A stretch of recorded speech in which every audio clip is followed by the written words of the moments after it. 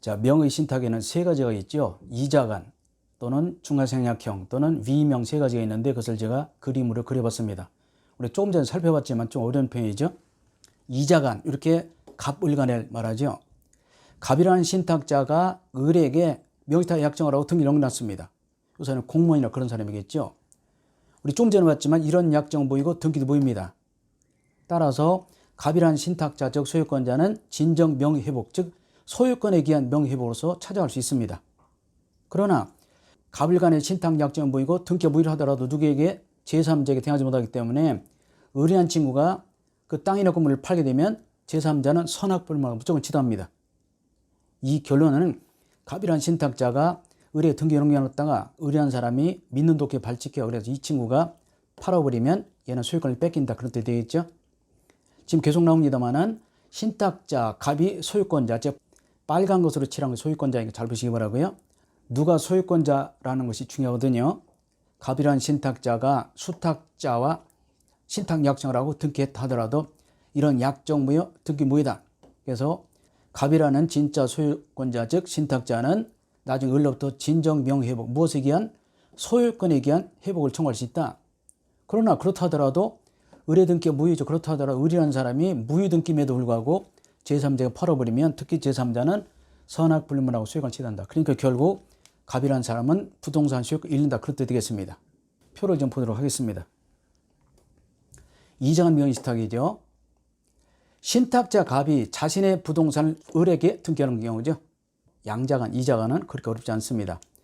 갑을 간의 신탁 약정과 소유권 이전 등기 모두 무효죠.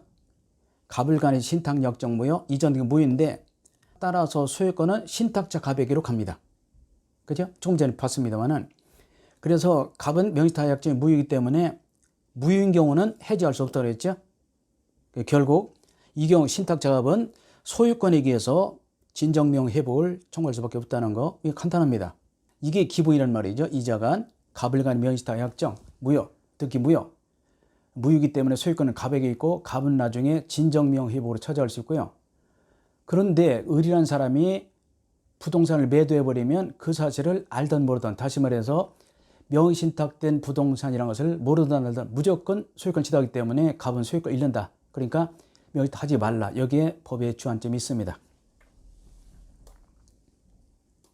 중간생략형. 자, 좀 복잡해 보이지만요. 이 그림을 잘 보시면서 몇 번 보세요. 그리고 꼭 문제집을 풀어보시기 바랍니다. 그림을 보시면서. 그럼 다 풀립니다. 아셨죠? 제가 이게 복잡하게 되어 있지만 별거 아니거든요. 갑이라는 사람이 부동산을 매수를 합니다. 누구 부동산? A의 부동산. 계약하고 등기를 하면 되는데 무슨 사정인지 갑과 을 간에 신탁 약정을 하고 A에게 부탁해서 등기를 을에게 해달라고 합니다. 그러니까 신탁자가 부동산을 A로부터 매수하면서 자기 앞으로 등기하지 않냐고 A에게 부탁해서 A는 갑의 부탁을 받고 등기를 을에게 해주는 경우입니다. 이것이 중간생략형 명의신탁이고요. 자, 명의신탁 약정 무효고 등기도 무효인데 모두 무효이기 때문에 이 A라는 원소유자가 소유권을 그대로 가지고 있습니다. 아셨죠? 원소유자가 그대로 소유권자라는 거. 여기도 마찬가지로 을이라는 수탁자 등기는 무효지만 역시 매매하게 되면 제3자는 선악불문하고 소유권을 취득한다. 이렇게 보시면 되겠습니다. 좀 더 설명해 놨습니다만은 이 빨간 거 중간생략형은 A가 소유자라는 거 꼭 알아두시고, 그래서 신탁자가 매수이면 중간생략형, 그리고 수탁자가 매수이면 자 위명, 그렇게 보고 있기 때문에 여러분이 문제를 푸실 때는 이것이 중간생략형이냐 아니면 위명이냐를 구분할 때 가장 중요한 기준이 매매 계약할 때 누가 계약상 매수인에 따라서 신탁자가 매수이면 중간생략형, 그리고 수탁자가 매수이면 위명 또는 계약형 이런 말을 쓰기 때문에 일단은 그것을 구분하는 것이 가장 중요합니다. 왜냐하면 그것을 구분해야 문제가 풀리거든요. 그래서 신탁자가 매수인이면 중간생략형, 그리고 수탁자가 매수인 경우는 위명이다라고 보시면 되겠습니다. 그렇게 구분하는 겁니다. 자, 표를 해놨습니다. 또 중간생략형은요, 신탁자가 매수인이죠. 신탁자 갑이 제3자 A로부터 부동산을 매수하면서 등기는 을앞으로 하는 경우죠. 그래서 신탁자가 매수인이다. 사실은 갑이 자기 앞으로 등기해야 되는데요. A에게 부탁해서 부동산을 을 앞으로 등기해달라고 한 것이죠. 중간에 생략되었습니다. 신탁자 갑과 수탁자 을의 신탁 약정 무효이고요. 명의신탁 약정 무효 등기 무효이죠. 따라서 약정도 모이고 등기도 모이기 때문에 소유권 원래의 소유자인 매도인이 그대로 남아 있습니다. 따라서 A는 즉 원소유자 매도인은 자신의 소유권에 기해서 보시다시피 을명의 등기를 말종을 짓고요. 다만 매도인 A와 매수인 갑의 사이의 매매 계약은 유예합니다. 계약은 유예하죠. 따라서 신탁자 갑은 원소유자 A에게 매매 대금을 청구할 수 없고요. 부득이 갑은 A를 대위해서 소유권을 넘겨갈 수밖에 없다. 이렇게 보시면 되겠네요. 그래서 주관생략형은요. 일단은 신탁자가 매수인이다 중요하고요. 다시 한번 신탁자가 매수이면 주관생략형 그리고 수탁자가 매수이면 위임형 또는 계약형이라는 것을 꼭 알아두셔야 문제가 풀린다는 거. 거듭 말씀드리지만요. 좀 어렵죠? 어렵기 때문에 요 기본을 보시면서 문제를 보시면요. 문제를 풀어보시면 이 안에서 다 풀 수 있어요.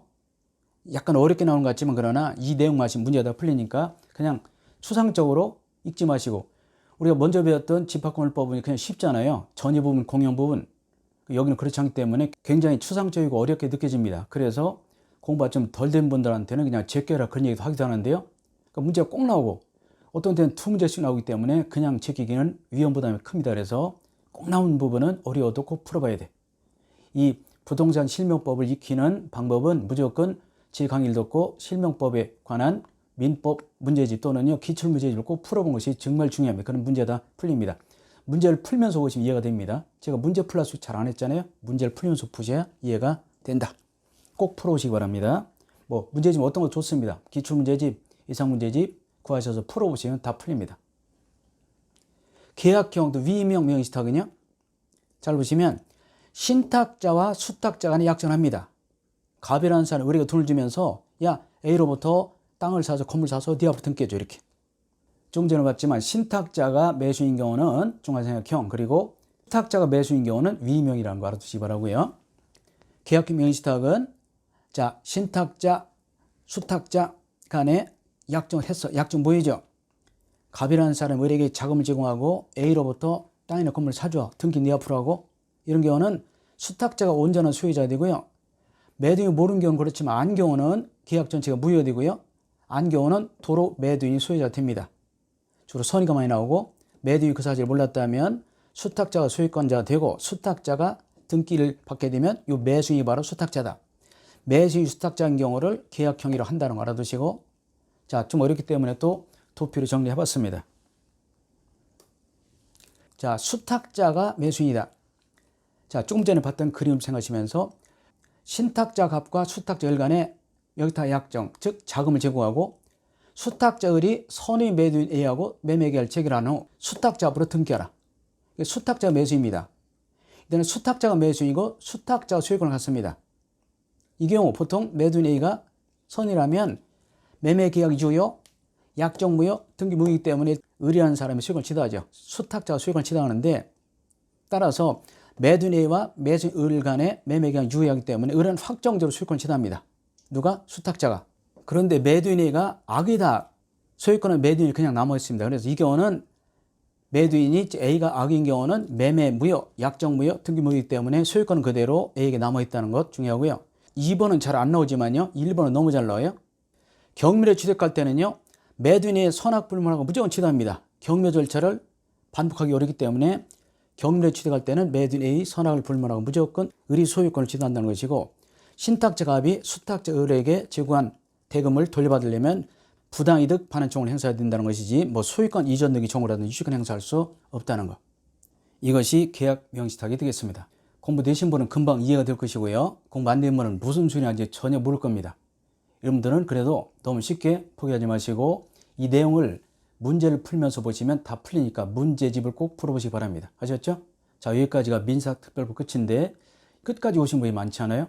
그래서 여기 지금 강의를 듣고 있는 분은 무조건 합격하실 것이라는 자신감을 가지고 계속 공부하셔서 꼭 합격하시기 바랍니다. 파이팅입니다.